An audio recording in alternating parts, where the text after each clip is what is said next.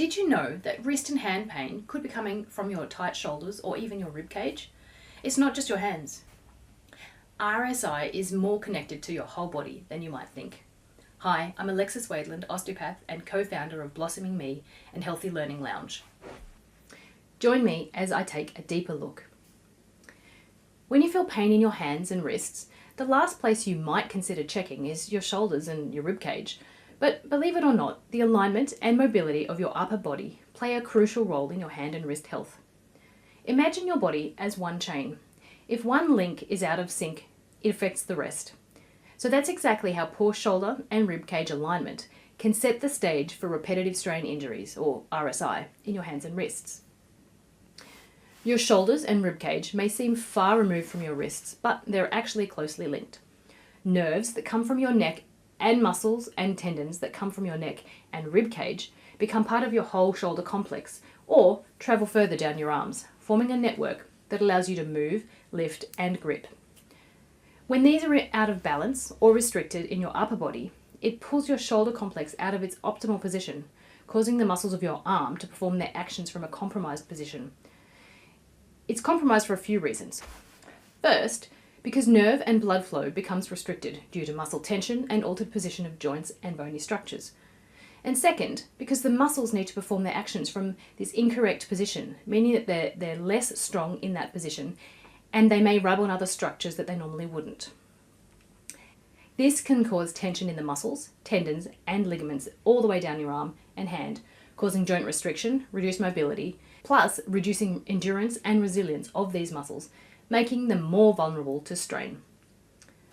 For example, if your shoulders are tight, then they will often sit more forward and a more hunched position, and this creates reduced space for the nerves that pass between the head of the humerus and the collarbone. Plus, the forward position of the shoulders makes the joint reduce its rotation ability, reducing all of your ranges, but especially that outward rotation.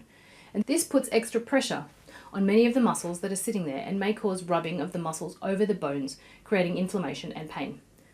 But further, it pulls the muscles of the elbow, forearm, wrist and hand out of position so that when they are used, they have to work harder and they get strained more easily too. Over time, this can lead to RSI, as that constant tension wears down the tendons and muscles in your hands and wrists. But as you can hopefully see, it can cause injuries anywhere from the shoulder muscles, all the way down through to the fingertips. So here's a tip. Start paying attention to the areas above your wrists. Do your shoulders feel stiff or sore after a long day?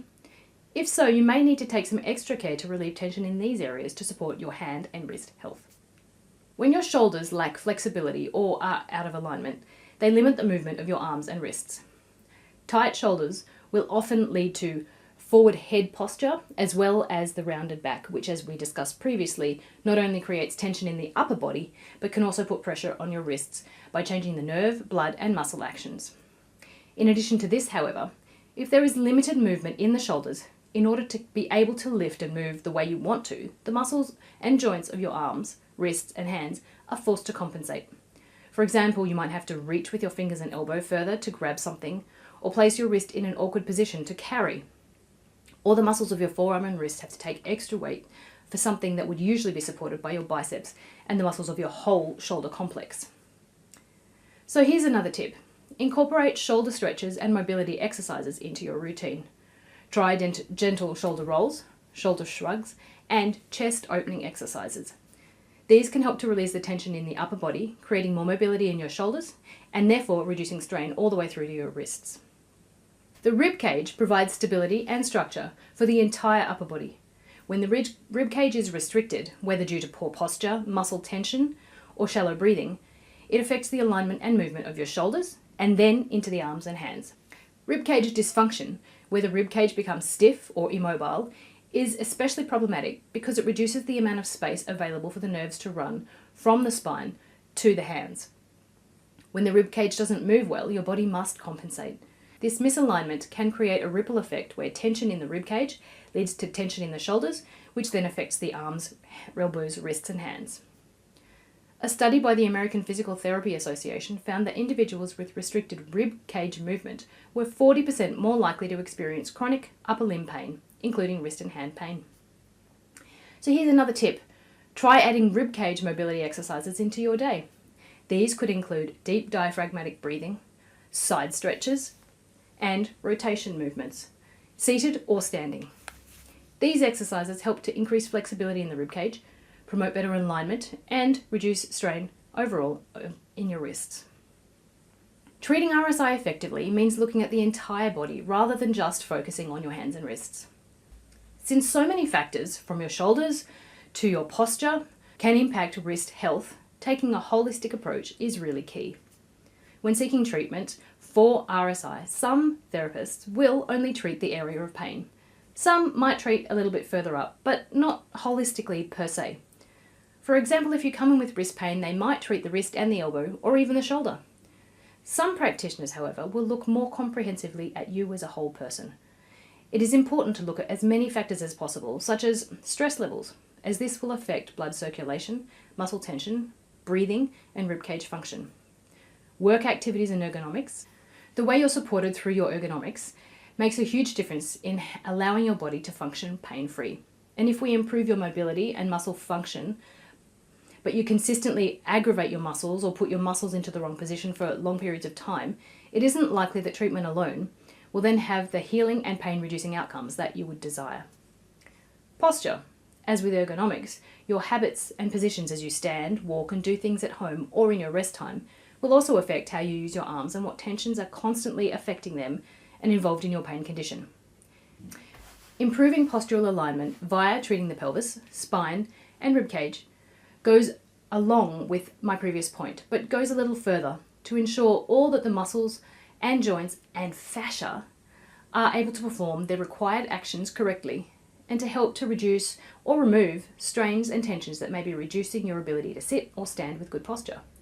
When these tissues work correctly, you feel like you're able to stand taller, rather than having to work hard to stand correctly and then not being able to hold those positions for long before you start to hurt or feel tired. This is evidence that your body is compensating and needs to use incorrect muscles to hold you up. Treating your ribcage and neck, as well as your shoulders, elbows, forearms, wrists, and hands, to ensure that all joints are functioning well and supporting each other, and that the muscles are able to relax and function comfortably. So here are a few exercises that could help to promote good alignment and reduce tension in your whole upper body. Shoulder rolls. Sit or stand straight. Roll your shoulders backwards, up towards your ears and forwards 5 times, and perform backwards as well. You can do wall angels, where you're standing at the wall and you're bringing your arms up, keeping your shoulder blades flat against the wall, and you're sliding your arms up and down. This exercise strengthens the muscles between your shoulder blades, promoting better posture and shoulder mobility. Rib cage stretches.